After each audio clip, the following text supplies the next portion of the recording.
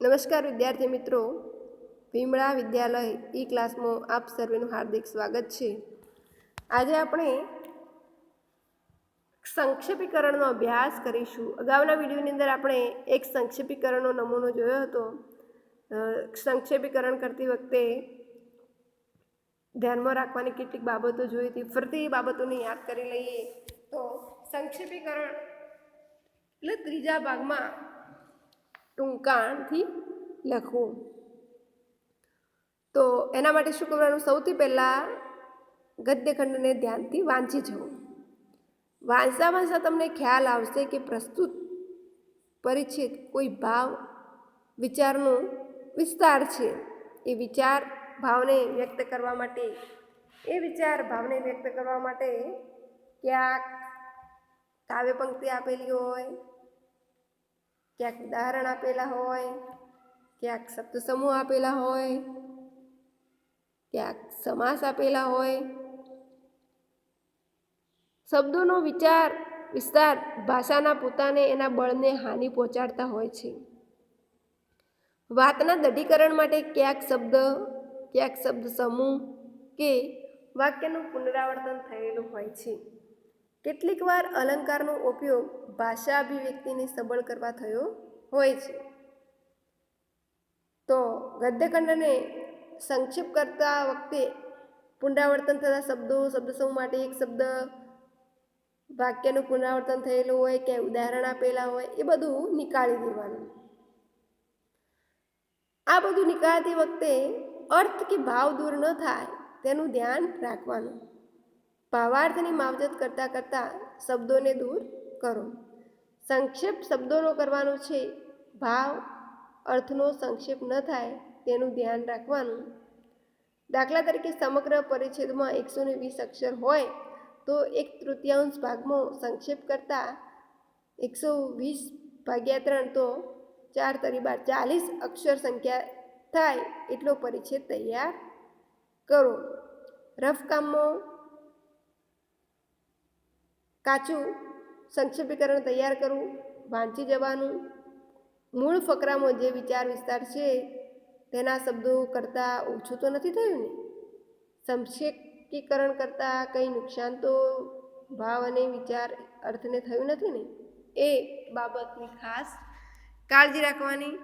એકવાર ન સમજણ પડે તો બીજી વાર વાંચવું, પણ બરાબર સારા અક્ષરે ભાષાની ભૂલ ન થાય, ભાવ બદલાવી ન જાય એ રીતે સંક્ષેપીકરણ કરવાનું. વિદ્યાર્થી મિત્રો સમજી ગયા કે આપેલા ફકરાને ત્રીજા ભાગમાં સંક્ષેપ કરવાનું છે અને એ ફકરાને સરસ યોગ્ય ફકરાને ભાવ અર્થ ઠીક લાગે પ્રમાણેનું શીર્ષક આપવાનું છે. નીચે આપેલા ફકરાને આશરે ત્રીજા ભાગમાં સંક્ષેપ કરી તેને યોગ્ય શીર્ષક આપો. સ્ત્રી અને પુરુષ આ મુસાફરી જેવા જીવનમાં એક સાથે મુસાફરી કરતા માણસો છે. સ્ત્રી અને પુરુષ આ મુસાફરી જેવા જીવનમાં એક સાથે મુસાફરી કરતા માણસો છે. ગીત ગાનાર અને વાજિંત્ર વગાડનારમાં જો સુમેળ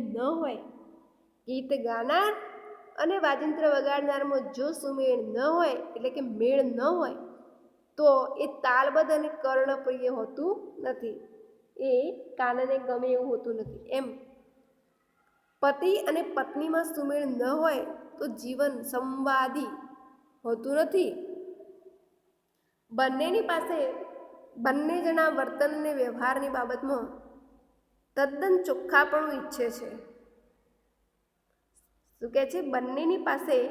બંને જણા વર્તન અને વ્યવહારની બાબતમાં તદ્દન ચોખ્ખાપણું ઈચ્છે છે. પરંતુ જો પતિ પત્નીને વફાદાર રહેવા તૈયાર ન હોય તો પત્ની પણ પતિને વફાદાર રહેવા બંધાયેલી નથી. જગતનો નિયમ છે કે કોઈ વ્યક્તિ જે રીતે વર્તે છે એ જ રીતે તે જોઈને બીજી વ્યક્તિ પણ વર્તતી હોય છે. જગતનો નિયમ છે કે કોઈ વ્યક્તિ જે રીતે વર્તે તે જ રીતે તે જોઈને બીજી વ્યક્તિ પણ તે રીતે વર્તે છે. અલબત્ત પતિ અને પત્ની પોતપોતાની ઈચ્છા પ્રમાણે સ્વચ્છંદ આચરણ કરનારા ન બને, પણ પોતાના પગ ઉપર જ ઊભા રહેનારા અને આચાર વિચારને યોગ્ય આદરથી સ્વીકારનારા બને, આમ નથી થતું. તેથી જ પતિ અને પત્નીના જીવનમાં નાની વાતને બહુ મોટું રૂપ આપી મોટા ઝઘડા અને સંઘર્ષો થાય છે. એકવાર ફરીથી આપણે વાંચી લઈએ કે શું ભાવ છે અંદર, શું વિચાર છે. સ્ત્રી અને પુરુષ, અહીંયા વાત થઈ છે કોની? સ્ત્રી અને પુરુષની. સ્ત્રી અને પુરુષ આ મુસાફરી જેવા જીવનમાં એક સાથે મુસાફરી કરતા માણસો છે. સ્ત્રી અને પુરુષ એ એક સાથે મુસાફરી કરતા બે માણસો છે. ગીત ગાનાર અને વાજિંત્ર વગાડનારમાં જો સુમેળ ન હોય તો એ તાલબદ્ધ અને કર્ણપ્રિય હોતું નથી. એમ પતિ અને પત્નીમાં સુમેળ ન હોય, શું કહે છે કે ગીત ગાનાર અને વાજિંત્ર વગાડનારમાં જો મેળ ન હોય તો તાલબદ્ધ અને કર્ણપ્રિય એ ગીત હોતું નથી. એમ પતિ અને પત્નીમાં સુમેળ ન હોય તો જીવન સંવાદી હોતું નથી. જીવન સંવાદી હોતું નથી. બંનેની પાસે બંને જણા વર્તન અને વ્યવહારની બાબતમાં તદ્દન ચોખ્ખાપણું ઈચ્છે છે. શું કહે છે? પતિ પત્ની પાસે આશા રાખે અને પતિ પત્ની પાસે આશા રાખે કે બંને જણા વર્તન અને વ્યવહારની બાબતમાં તદ્દન ચોખ્ખાપણું ઈચ્છે છે. પરંતુ જો પતિ પત્નીને વફાદાર રહેવા તૈયાર ન હોય તો પત્ની પણ કંઈ પતિને વફાદાર રહેવા બંધાયેલી નથી. જગતનો નિયમ છે કે કોઈ વ્યક્તિ જે રીતે વર્તે એ જ રીતે તે જોઈને બીજી વ્યક્તિ પણ વર્તે છે. આ સંસારનો નિયમ છે, આ જગતનો નિયમ છે કે એક વ્યક્તિને જોઈને બીજી વ્યક્તિ એના જેવું જ વર્તન કરવા ઈચ્છતી હોય છે. તમે કોઈના માટે ઘસાવ તો કોઈ તમારા માટે ઘસાય. કહે છે કે કોઈ વ્યક્તિ જે રીતે વર્તે છે એ જ રીતે એ જોઈને બીજી વ્યક્તિ પણ વર્તતી હોય છે. અલબત્ત પતિ અને પત્ની પોતપોતાની ઈચ્છા પ્રમાણે સ્વચ્છંદ આચરણ કરનારા ન બને, પણ પોતાના પગ ઉપર ઊભા રહેનારા અને સામાના આચાર વિચારને યોગ્ય આદરથી સ્વીકારનારા બને, આમ નથી થતું. તેથી જ પતિ અને પત્નીના જીવનમાં નાની વાતોને બહુ મોટું રૂપ આપી મોટા ઝઘડાઓ અને સંઘર્ષો થાય છે.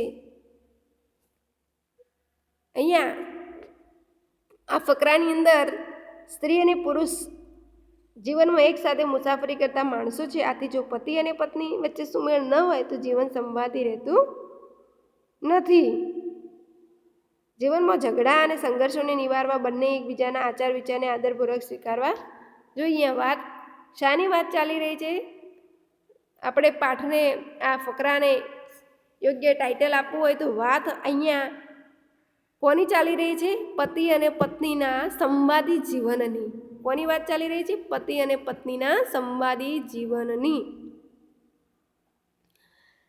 ફકરાને જો યોગ્ય ટાઇટલ આપવું હોય તો અહીંયા ટાઇટલ આપી શકાય કે સંવાદી જીવનની. પતિ પત્નીના સંવાદી જીવનની વાત અહીંયા એ વિચાર રજૂ કર્યો છે. તો અહીંયા ટાઇટલ આપ્યું છે સંવાદી જીવન.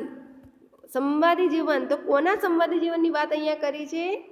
ઉદાહરણ આપ્યું છે કે પતિ પત્નીને, અને એના ઉદાહરણ આપતા આપતા એમને પતિ પત્નીના જીવનની વાત કરતાં કરતાં કોની અંદર વચ્ચે વાત કરી હતી? એક્ઝામ્પલ આપ્યું હતું તો ગીત ગાનાર અને વાજિંત્ર વગાડનારની વાત કરી હતી. તો આપણે જોયું હતું ને અગાઉ કે કોઈ ઉદાહરણ આપેલું હોય, કોઈ શબ્દ સૌ માટે એક શબ્દ આપેલો હોય તો એને આપણે બધાને દૂર કરીને એ જે વિચાર છે એ વિચારને રજૂ કરવાનો છે. તો અહીંયા સ્ત્રી અને પુરુષના સંવાદી જીવન માટે ઉદાહરણ આપ્યું હતું. શાનું ઉદાહરણ આપ્યું હતું? આપણે જોઈએ અહીંયા લખેલું છે ગીત ગાનાર અને વાજિંત્ર વગાડનારમાં જો સુમેળ ન હોય તો તાલબદ્ધ અને કર્ણપ્રિય હોતું નથી. એમ પતિ અને પત્નીમાં સુમેળ ન હોય તો આ જીવન સંવાદી હોતું નથી. બંને પાસે બંને જણા વર્તનને વ્યવહારની બાબતમાં તદ્દન ચોખ્ખાપણું ઈચ્છે છે. એ સ્ત્રી પુરુષની વાત છે કે છે સંવાદી જીવન શીર્ષક માટે યોગ્ય છે. હવે સ્ત્રી અને પુરુષ જીવનમાં એક સાથે મુસાફરી કરતા માણસો છે.